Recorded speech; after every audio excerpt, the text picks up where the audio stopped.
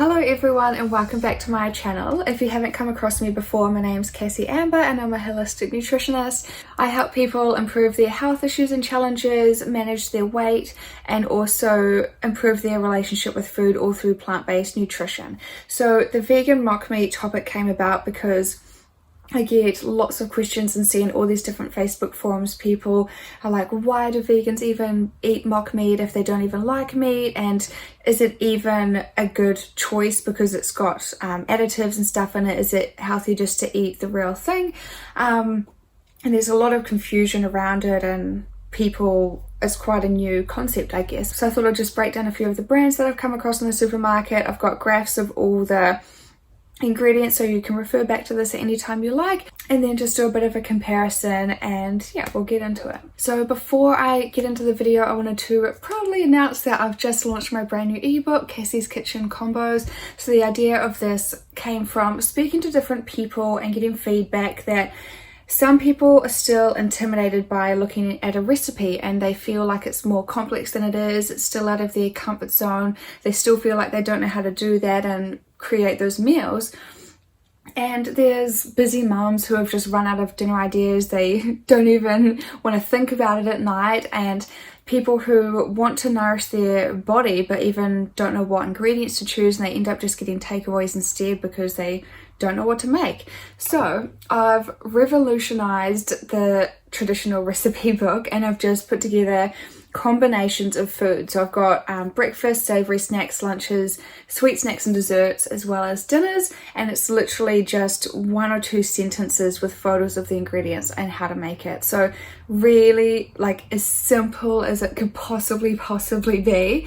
And in the second half, I've also included a bunch of nutrition tips from commonly asked questions as well. So if you're interested in checking it out, I'll put the link in the description, and also follow this channel and hit subscribe and like this video if you want to see more content like this. So let's get into it.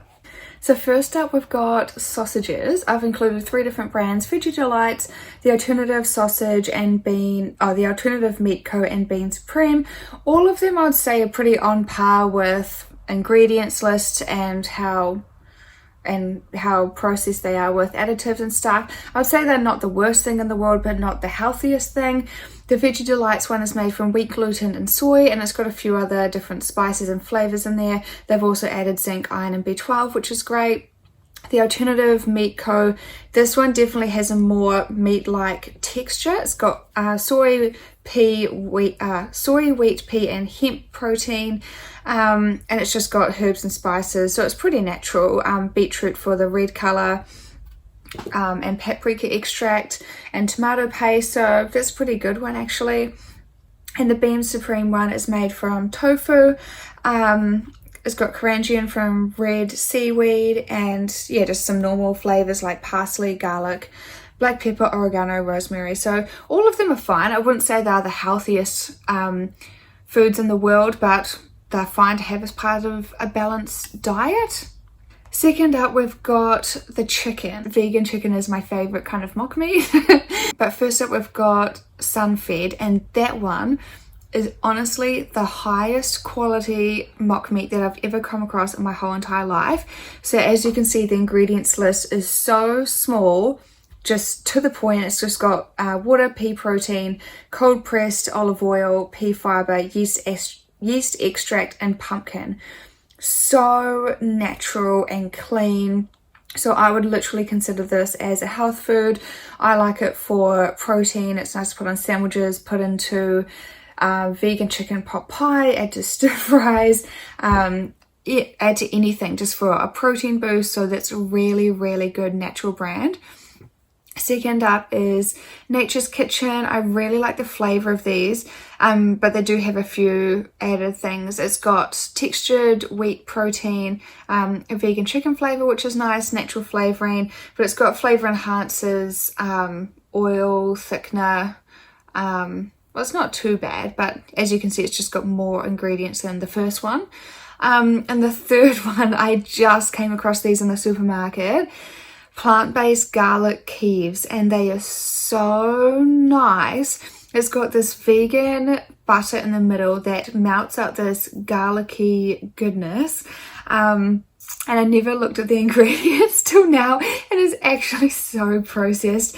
It's got just, yeah, like all these different additives in it to give it the flavor and the texture and all that stuff, but I wouldn't go for that as a first choice, but it's okay to have as a treat. Number 3, we've got mince. So Veggie Delights is probably my all-time favorite. When I first went plant-based, one of the first recipes I ever made was a veggie nachos dish. You can also use the same ingredients to make lasagna instead. So I just cook an onion in the pan with garlic, ginger, herbs and spices, put in the veggie mince, 1 can of crushed tomatoes, 1 can of chili beans, and that's your recipe done. You can use that mince for anything.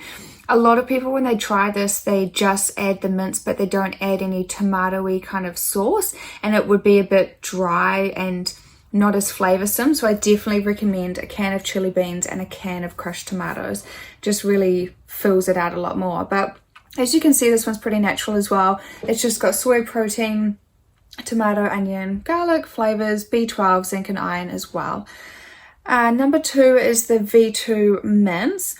I didn't personally like the taste of this one. I felt it tasted quite processed and just not, I didn't really like the texture, but obviously some people, if they like that kind of tasting food, obviously they would like it more. So that one's just made from soy protein, and it's got a few other things like colours and yeast extract and different flavours as well. Number 3 is Herb & Sons. This one actually has a really good ingredients list as well. So it's just made from soy and peas. It's got a little bit of oil in there, natural flavouring, beetroot powder for the colour, yeast, spice and herb extract. And it's just got a thickener and preservative as well, but still pretty good. So definitely still fine to have, like, as long as you're filling your plate with lots of veggies and stuff, there's no issue. Number 4, I'll be discussing the different kinds of patties. These are all different styles. So first up, we've got the Coles Nature's Kitchen curry, pumpkin and corn fritters. This one, I actually took so long to try. I only tasted it because someone else bought it for me once, and I thought it looked so ugly and hideous. It looked gross, and it actually is a really nice flavour. So yeah, I should have tried it sooner, but it's actually really nice. It's just made from mostly pumpkin, carrot, sweet corn, chickpeas, curry powder, herbs and spices and wheat fibre. So pretty natural, a really good choice just to have on the side of your plate or on a burger.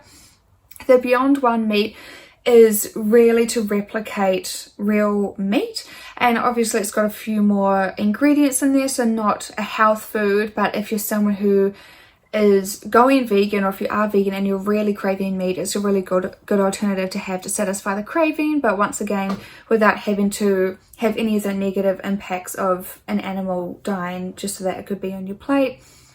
And the last one here is the Flexible Foods plant-based patties. This is made from textured pea protein.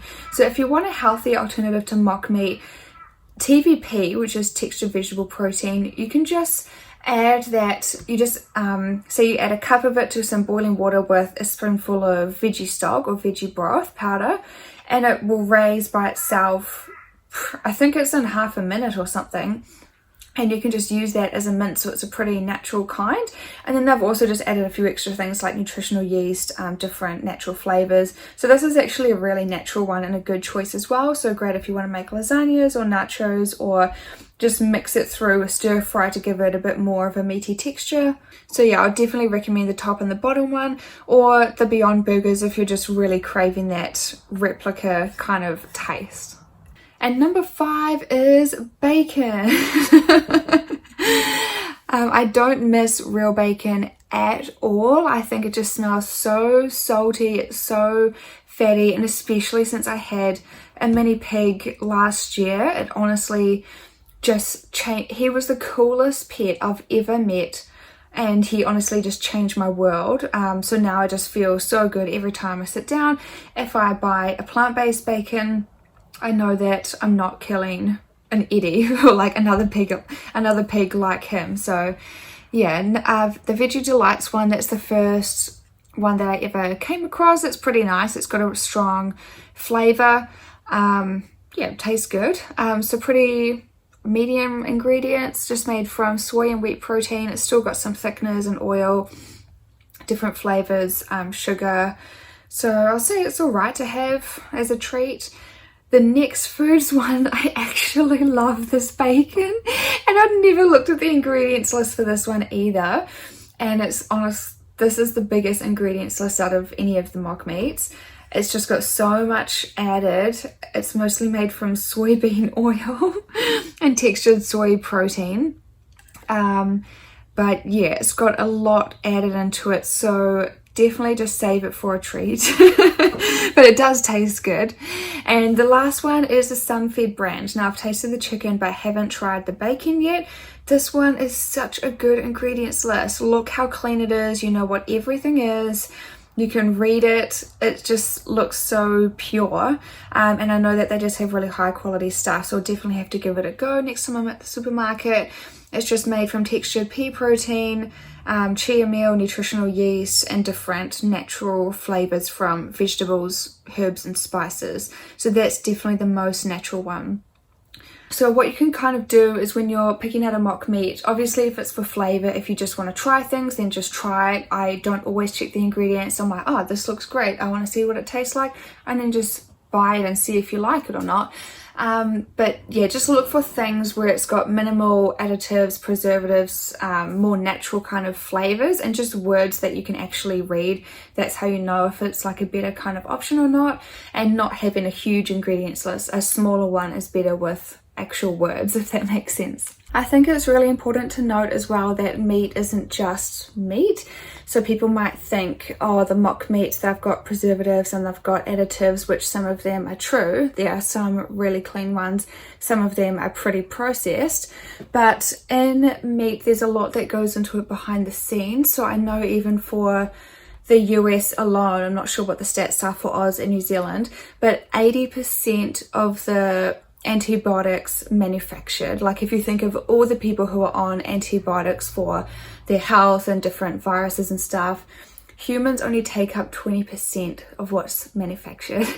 80% of the antibiotics made in the US are fed to farm animals because of their tight living conditions to try fight off disease because of how they're being raised. So there's that to consider.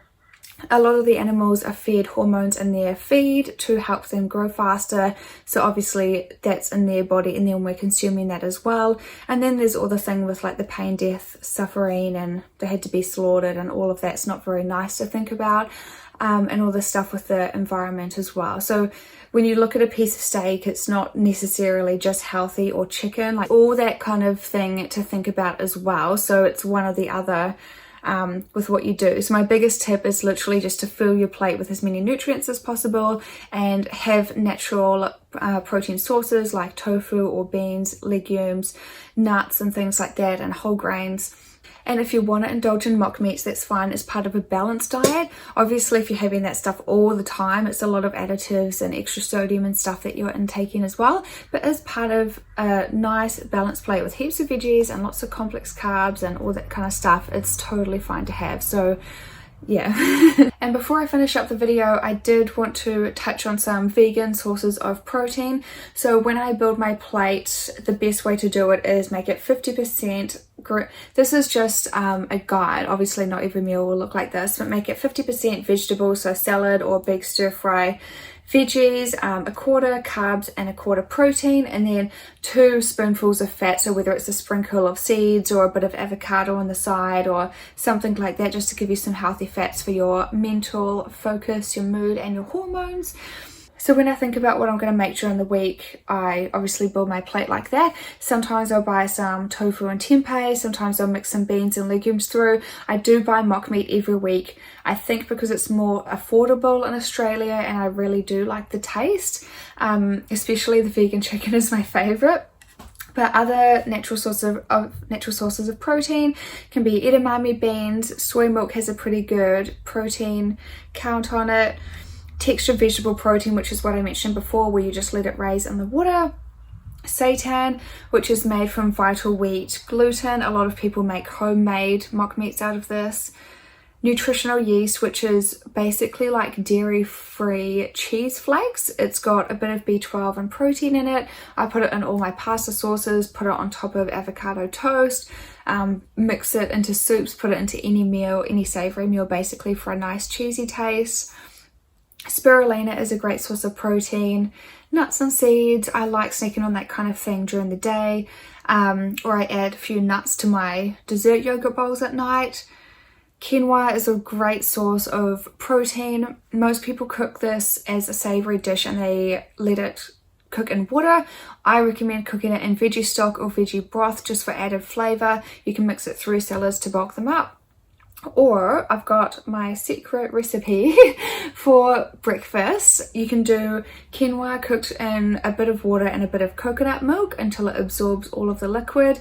Mix through a heap of peanut butter, like a few tablespoons because I make it in meal prep. So about half a cup of peanut butter, a little bit of vanilla protein powder, and then serve it with some sliced banana and a drizzle of rice malt or maple syrup. That breakfast is so good, and topped with chocolate chips. You can also get protein from plant protein powder, so I'll put in the description below the one that I recommend. I've been taking Newsies for years. It's got absolutely minimal ingredients. It's only got pea protein isolate, natural vanilla flavour, and a sweetener from a plant called thaumatin, I think you pronounce it.